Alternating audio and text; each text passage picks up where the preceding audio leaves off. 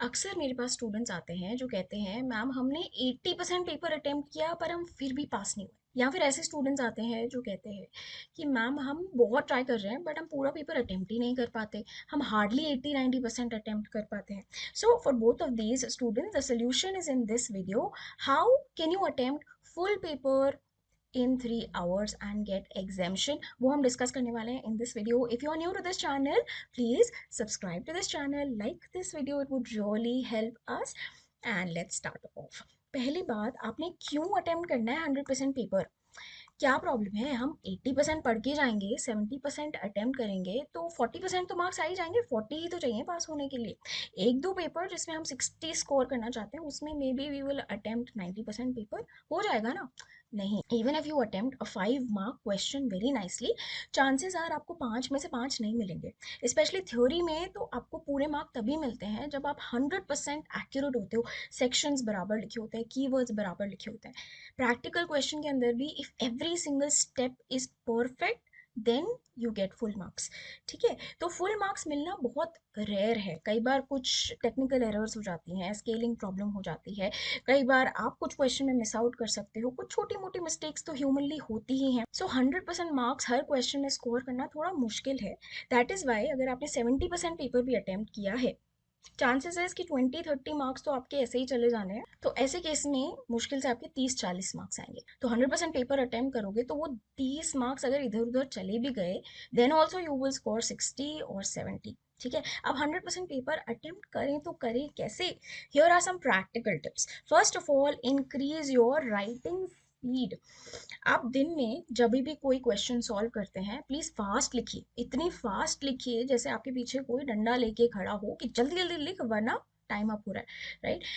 आप अगर थ्योरी भी लिख रहे हैं, आप कोई नोट्स बना रहे हैं, even if you are writing a small name, then also write really really fast. अगर आप कोई प्रैक्टिकल क्वेश्चन कर रहे हैं तो कैलकुलेटर पे फास्ट कैलकुलेशन की टेक्निक्स देख लीजिए, ट्रिक्स सीख लीजिए, फास्ट कैलकुलेशन की प्रैक्टिस करना सीख लीजिए। अब कोई क्वेश्चन अगर आप सॉल्व कर रहे हैं तो स्केल से खींच खींच के लाइनें मत ड्रॉ कीजिए, प्लीज आप हाथ से सिंपल लाइनें ड्रॉ करके फटाफट क्वेश्चन को सॉल्व कीजिए। Even if you don't draw the lines, you will still get marks if your answer is correct. So जहाँ जहाँ आप टाइम बचा सकते हैं वो फिगर आउट करने की कोशिश कीजिए। अगर किसी क्वेश्चन के अंदर जैसे लॉ के क्वेश्चन के अंदर फैक्ट्स ऑफ द केस लिखने की कोई ज़रूरत नहीं है, वो इररेलेवेंट डिटेल होती है, उसके लिए कोई एडिशनल मार्क्स आपको नहीं मिलते। तो फैक्ट्स ऑफ द केस मत लिखिए, डायरेक्टली प्रोविजन लिखिए, फिर उसके बाद एनालिसिस लिखिए, फिर कंक्लूजन लिखिए। जो चीज़ें आप एलिमिनेट कर सकते हैं, टाइम बचा सकते हैं, प्लीज़ उन्हें एलिमिनेट कीजिए। नेक्स्ट इंपॉर्टेंट थिंग, कई बार एग्जाम के अंदर स्टूडेंट को आंसर सोचने में बहुत टाइम लग जाता है। क्वेश्चन पढ़ा, अब आंसर के पॉइंट्स क्या थे आप सोचते सोचते टाइम लगा देते हो। या प्रैक्टिकल क्वेश्चन के अंदर ये स्टेटमेंट बना लिया, अब इसके बाद क्या बनाएं? कई बार बीच में कोई स्टेटमेंट छूट जाता है, फिर वो लास्ट में बनाना पड़ता है। कई बार कोई वर्किंग नोट छूट जाता है, कोई पॉइंट मिस हो जाता है। तो the crux of this is sometimes you are conceptually not that strong in certain questions और चैप्टर्स। तो अपने आप को कॉन्सेप्चुअली बहुत स्ट्रॉन्ग करो ताकि एग्जाम में सोचने का टाइम बच सके। You can think fast and you can write really really fast. तो अगर थ्योरी सब्जेक्ट है then use the active recall technique, which means आप थ्योरी पढ़िए, प्रोविजंस पढ़िए, उनको फिर से अपने ओन वर्ड्स के अंदर उसको रिकलेक्ट कीजिए, recollect all the different points. इससे आपको चीज़ें याद रहेंगी। अगर आपको चीज़ें टिप्स पे याद हैं तो एग्जाम में आप उनको फटाफट लिख पाएंगे, फटाफट रिकॉल कर पाएंगे, आपका टाइम बचेगा। सेकेंड थिंग इज, अगर प्रैक्टिकल क्वेश्चन है तो आप सेम क्वेश्चन को बार बार प्रैक्टिस कीजिए बिना सोल्यूशन को देखे। If you are solving any new question also, practical और थ्योरी, आप क्वेश्चन पढ़िए और आंसर को खुद सोचने की कोशिश कीजिए, खुद प्रेजेंटेशन विजुलाइज कीजिए और खुद उस क्वेश्चन को सॉल्व कीजिए, कैलकुलेट कीजिए। Once you come up with the answer, then compare the answer with the solution in the book.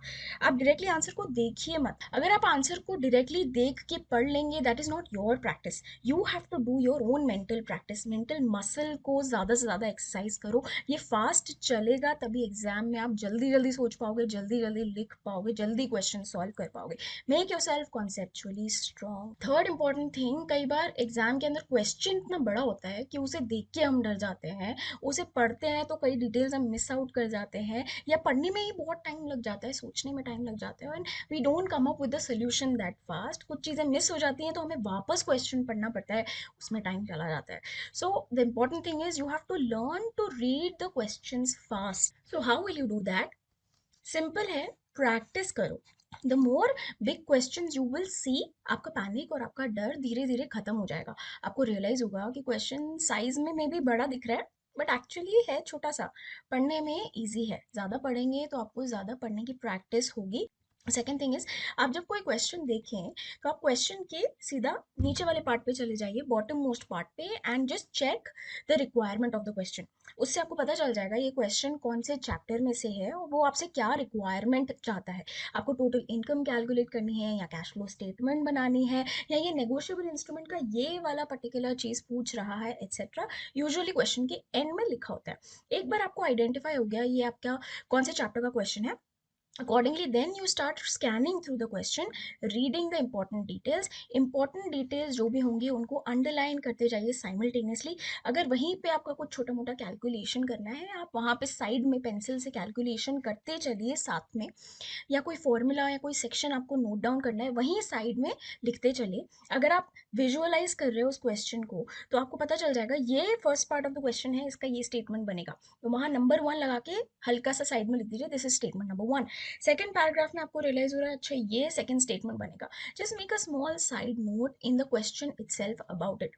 जब आप अच्छे से क्वेश्चन को रीड करेंगे, छोटी मोटी मार्किंग्स करते चलेंगे, सोल्यूशन करने में आसानी होगी, वो डिटेल्स क्वेश्चन के अंदर वापस ढूंढने में आसानी होगी, right. Next important thing is, when you read any question please visualise the answer. जैसे अगर लॉ का क्वेश्चन है तो क्वेश्चन पढ़ते ही आप विजुअलाइज कीजिए, प्रोविजन ये सेक्शन है, फिर एनालिसिस में ये लिखूंगा, फिर कंक्लूजन में ऐसा लिखूंगा।